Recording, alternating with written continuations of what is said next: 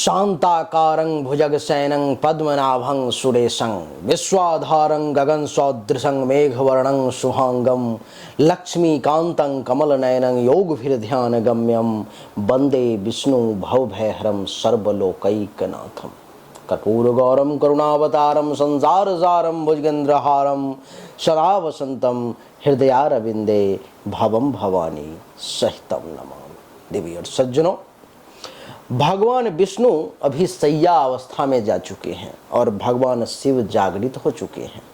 ये सावन का महीना है। इस वीडियो में मैं आपको बताने जा रहा हूं कि सावन के महीने में आखिर बाबा को क्या चढ़ाएं और उससे आपको किस चीज की प्राप्ति होगी। इस महीने में बाबा को क्या ना चढ़ाएं अथवा भगवान शिव को कभी भी क्या ना चढ़ाएं, इस चीज के बारे में बताऊंगा। सावन के महीने में अभिषेक का विशेष महत्व क्यों है, इसके बारे में चर्चा करूंगा। आइए एक एक करके सभी विषयों पर चर्चा करते हैं। वीडियो को ज़्यादा लंबा करने का प्रयास नहीं करूंगा। तो हेलो, नमस्कार, आदाब, सलाम, सत श्री अकाल, केम छो, कसे काय केरो हाले केना छी यहाँ सब कई जनवानी, हाउ आर यू, कैसे हैं आप लोग, केमो ना जो मनक्कम खम्भा गनियोकम गेम दी अच्छंती की खबर, नमस्तुभ्यं, राधे राधे, राम राम। सबसे पहले चर्चा करते हैं कि सावन में बाबा के अभिषेक का आखिर इतना महत्व क्यों है। देवी और सज्जनों, सावन आने से पहले हर वर्ष हरिशयनी एकादशी होती है। भगवान विष्णु जो इस जगत के पालनहार हैं, जिनके ऊपर में इस पूरा जगत का, पूरा ब्रह्मांड का भार है, जो पूरे जगत की रक्षा करते हैं, देखरेख करते हैं, जो मूल रूप से जो है सो इस जगत के संरक्षक हैं, वो शयन अवस्था में कुछ समय के लिए चले जाते हैं। ऐसा हमारे शास्त्रों में बताया गया है, हमारा आस्था है, ऐसा हमारा मानना है। जब वो शयन अवस्था में चले जाते हैं तो भगवान शिव जागृत हो जाते हैं। भगवान शिव को सावन का महीना विशेष प्रिय है।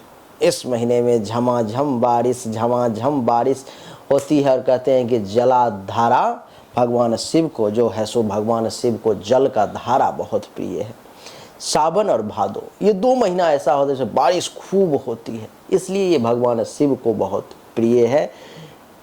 जल का धारा हमेशा देखते होंगे बाकी भगवान को और बहुत कुछ चढ़ाया जाता है, लेकिन भगवान शिव को एक लोटा जल चढ़ा दिया, उसे बम बम भोले खुश हो जाते हैं।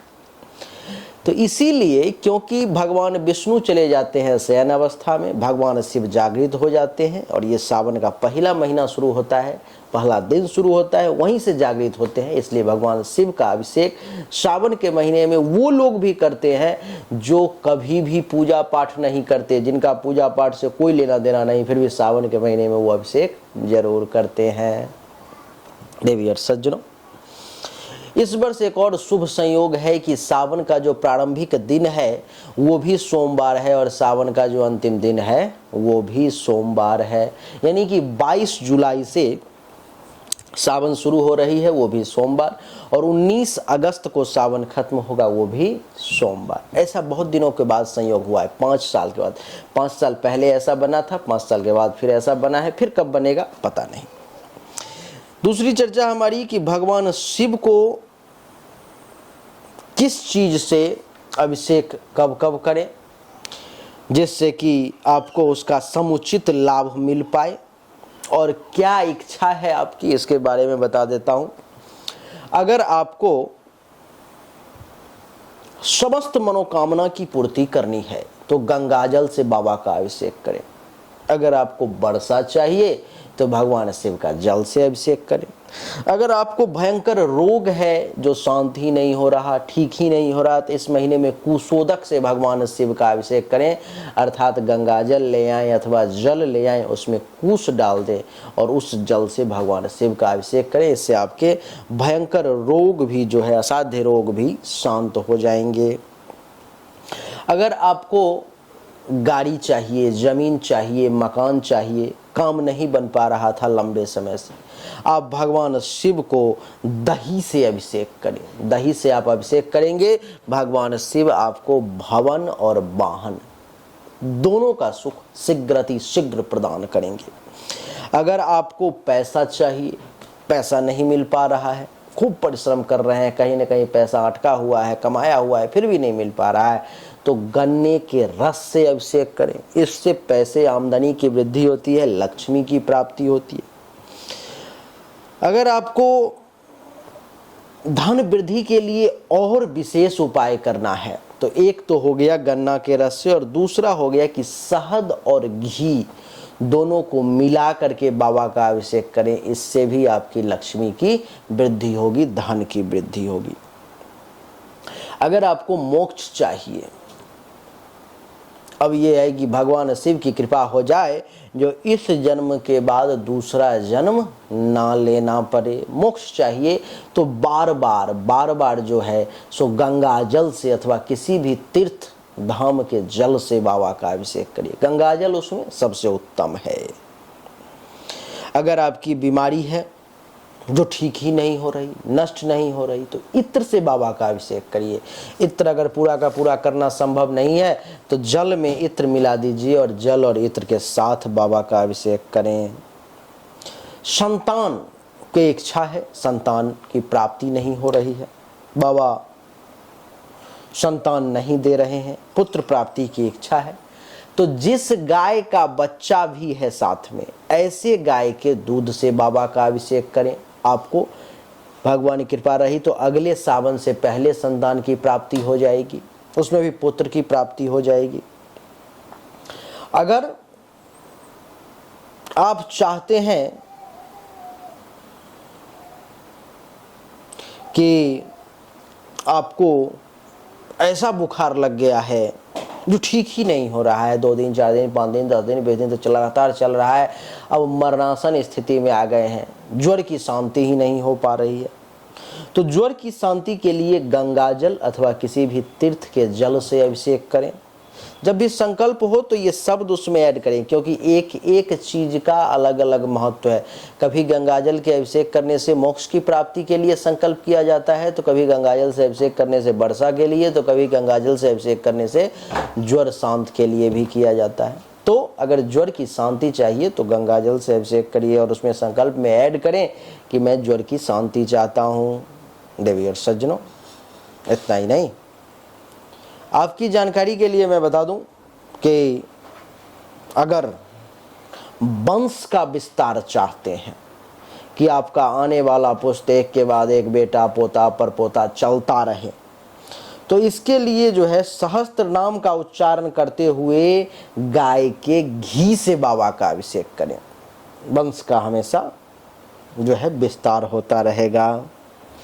कोई प्रमेह रोग का रोगी है जिसको ठीक ही नहीं हो पा रहा है, प्रमेह रोग है, तो वो संकल्प में प्रमेह रोग शब्द को ऐड पंडित से करवाते हुए और गाय के दुग्ध से अभिषेक करे। गाय का दूध कौन सा? जिस गाय का बच्चा हो।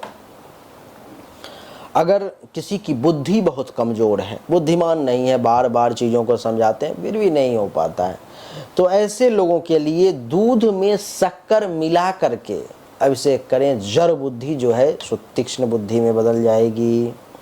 शत्रु जो है बार बार परेशान कर रहा है, दुश्मन पर विजय हासिल नहीं हो पा रही है, तो दुश्मनों पर विजय हासिल करने के लिए सरसों के तेल से अभिषेक करें। देवी और सज्जनों, आपको बता दूं कि अगर किसी को टीबी की बीमारी है जो ठीक नहीं हो पा रही है, टीबी है, लंबे समय से इलाज चल रहा है, ठीक नहीं हो पा रहा है, अथवा टीबी की बीमारी है, इलाज भी चल रहा है, ठीक भी हो गया है, फिर भी वो व्यक्ति जो है सो शहद के द्वारा बाबा का अभिषेक करे। शहद से हर साल एक बार सावन में करे, टीबी का बीमारी उसे कभी परेशान नहीं करेगा। अपने पाप से आप मुक्ति चाहते हैं, पाप का नाश करना चाहते हैं, ऐसी कामना है तो भी शहद से बाबा का अभिषेक करें।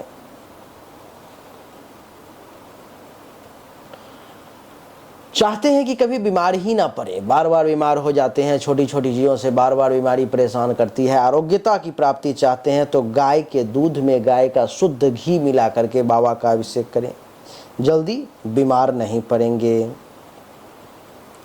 संतान की कामना है पुत्र की कामना है जो पूरा नहीं हो पा रही है लंबे समय से, शक्कर मिश्रित जल से बाबा का अभिषेक करें। इसमें साधारण जल भी होगा तो भी काम चल जाएगा, और ऐसे गंगा जल हो तो ज़्यादा अच्छा है, विशेष कृपा करेंगे।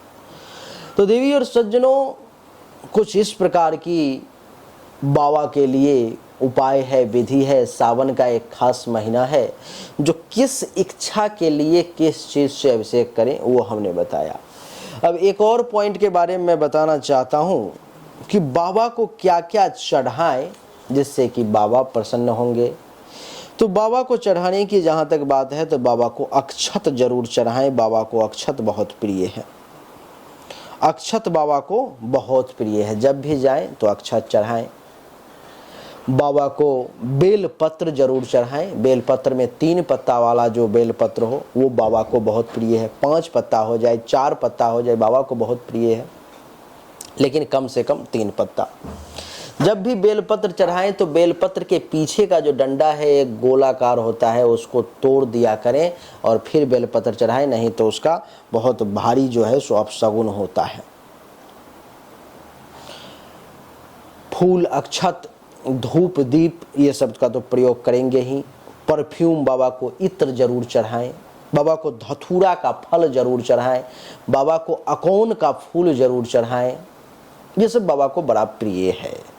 ऐसे भी सामान्य पूजा करते हैं तो ये सब बाबा को आप सावन के महीने में जरूर चढ़ाएं।